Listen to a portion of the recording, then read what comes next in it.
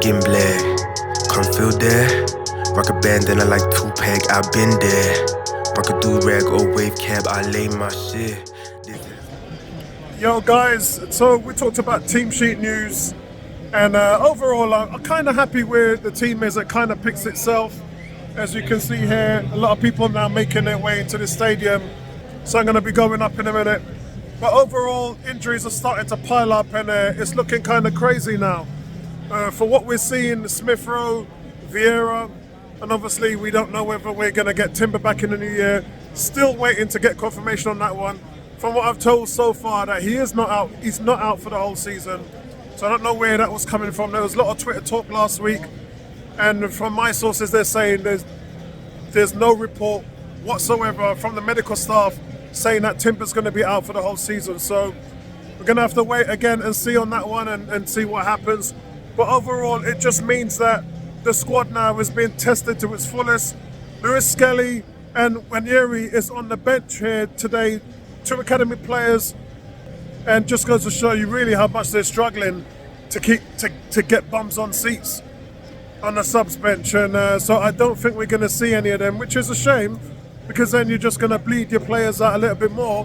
Good thing is, next game Saturday is 5 days away, so you're not really going to be dragging your players through the mud. And again today, as I said, Sevilla's result made it easy for us, because we don't really need that much in order to qualify now, and we're going to be safely through. So win here just really solidifies group position. So not really much else to say. Team picks itself at the moment because of the situation. And again, there isn't really much on the bench, so I'm not going to be sure if we're seeing any changes. The Black Friday stuff in the Armory, that's kind of dried out. Looks like you can only get deals online now as well. So again, pretty somber night. It is freezing, guys. I was meaning to say it's 2 degrees. When the game ends, it's going to be -3 here in London. So not a lot of people have actually made it to tonight's game because of the lack of really importance on the results. So let's wait and see what happens. I'm still going for 2-0. I'll speak to you guys at half time.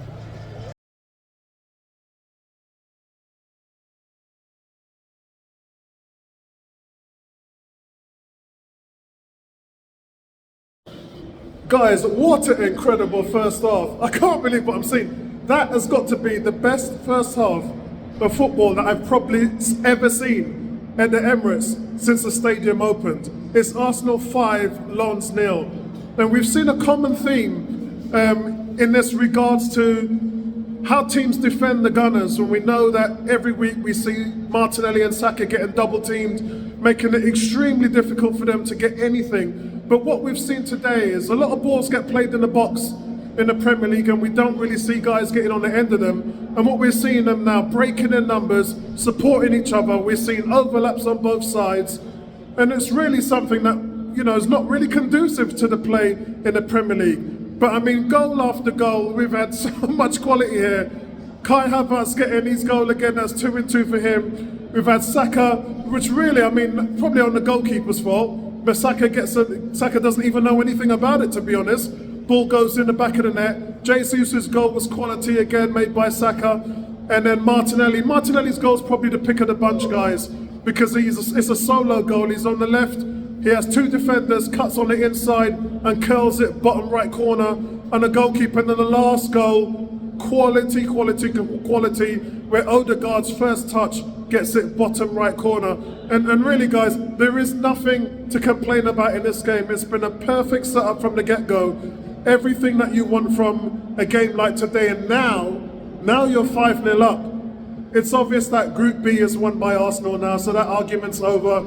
Arsenal qualified top of the league in this Group B. But then who are we going to see in the second half? That's the key. Are we going to see Skelly? Are we going to see Ranieri? We definitely have to see Trossard and Nketiah, probably Jorginho, and then Nelson. We definitely have to see those guys. With Wolves coming up on Saturday, time for you to start to think about what you're doing. Remember, you still have 5 days break, but for some of the players, including Declan Rice, there's just no reason for you to carry on playing for the next 45 minutes. So It's been a perfect day, guys. No complaints from me, and I wish every day was like this, but it's probably the best first half of football we've seen since the stadium's open. So I'll talk to you guys at full time. Speak to you in the next one.